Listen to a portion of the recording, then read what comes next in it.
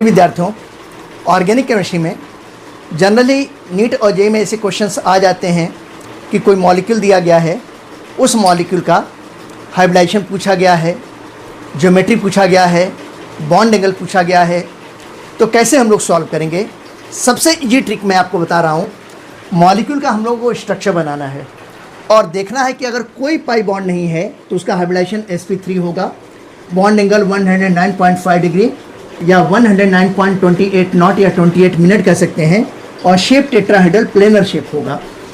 इसी तरीके से अगर एक पाई बॉन्ड है तो हाइब्रिडाइजेशन sp2 टाइप का होगा, बॉन्ड एंगल 120 डिग्री होगा और शेप ट्राइगोनल प्लेनर शेप होगा। अगर दो पाई बॉन्ड है तो ऐसी कंडीशन में sp टाइप का हाइब्रिडाइजेशन होगा, 180 डिग्री होगा और शेप लीनियर, कोलीनियर, डायगोनल, कुछ भी आप कह सकते हैं।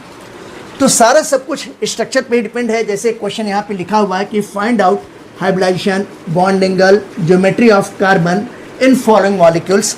मॉलिक्यूल्स पहला क्या दिया है? CH3, CH2, CH3 दिया गया है। आइए हम लोग देखते हैं पहले वाले मॉलिक्यूल का अगर हम लोग स्ट्रक्चर बनाएं, कंप्लीट स्ट्रक्चर, तो देखिए ये हाइड्रोजन हो गया, ये हाइड्रोजन है, ये हाइड्रोजन है, ये कार्बन, ये हाइड्रोजन है, ये हाइड्रोजन, ये कार्बन, ये हाइड्रोजन, ये हाइड्रोजन, ये हाइड्रोजन है। तो ऐसी कंडीशन में अगर आप देखें तो यहाँ पर कहीं भी कोई पाई बॉन्ड नहीं है, सारे के सारे सिग्मा बॉन्ड हैं। जब सिग्मा बॉन्ड है तो ऐसी कंडीशन में हम लोग क्या कहेंगे कि यहाँ पर पाई बॉन्ड 0 है। सभी कार्बन एटम का, इस कार्बन एटम का, इस कार्बन एटम का, इस कार्बन एटम का, सभी कार्बन एटम का जो हाइब्रिडाइजेशन होगा, ऑल कार्बन एटम का हाइब्रिडाइजेशन sp3 टाइप का होगा। अगर बॉन्ड एंगल की बात करता हूँ तो बॉन्ड एंगल कितना हो जाएगा?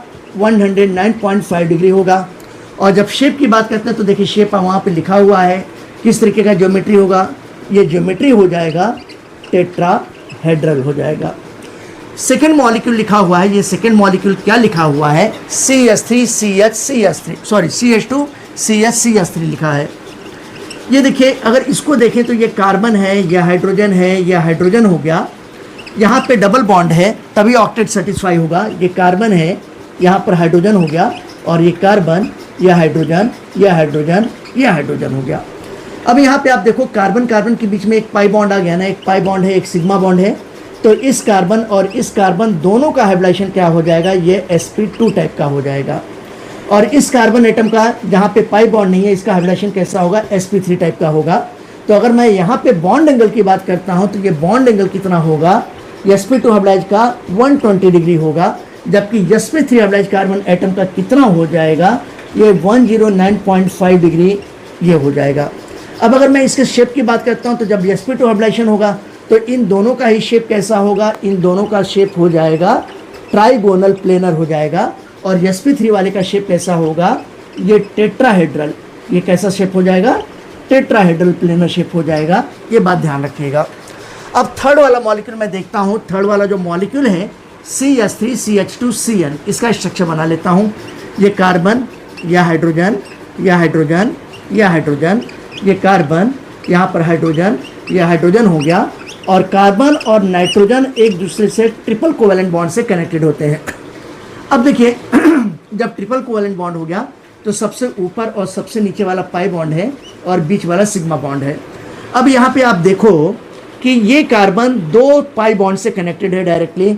जब दो पाई बॉन्ड से कनेक्टेड है तो ऐसी कंडीशन में इसका हाइब्रिडाइजेशन sp टाइप का होगा। और इन दोनों के पास कोई पाई बॉन्ड नहीं है, 0 पाई बॉन्ड है, तो ऐसी कंडीशन में यहाँ पे हाइब्रिडाइजेशन कैसा होगा? sp3। अब बॉन्ड एंगल यहाँ पे कितना होगा? जो sp3 वाला है ये 109.5 डिग्री होगा। sp वाले का बॉन्ड एंगल कितना होगा? 180 डिग्री होगा। अगर इसके शेप की बात करते हैं तो जिसमें sp3 हाइब्रिडाइजेशन है, इसका शेप कैसा हो जाएगा? टेट्राहेड्रल शेप हो जाएगा। और जहाँ पे 180 डिग्री है यानी कि sp हाइब्रिडाइजेशन वाले का, इसका शेप कैसा होगा? लीनियर, कोलीनियर, डायगोनल, कुछ भी कह सकते हैं। मुझे उम्मीद है आपको ये वीडियो समझ में आया होगा।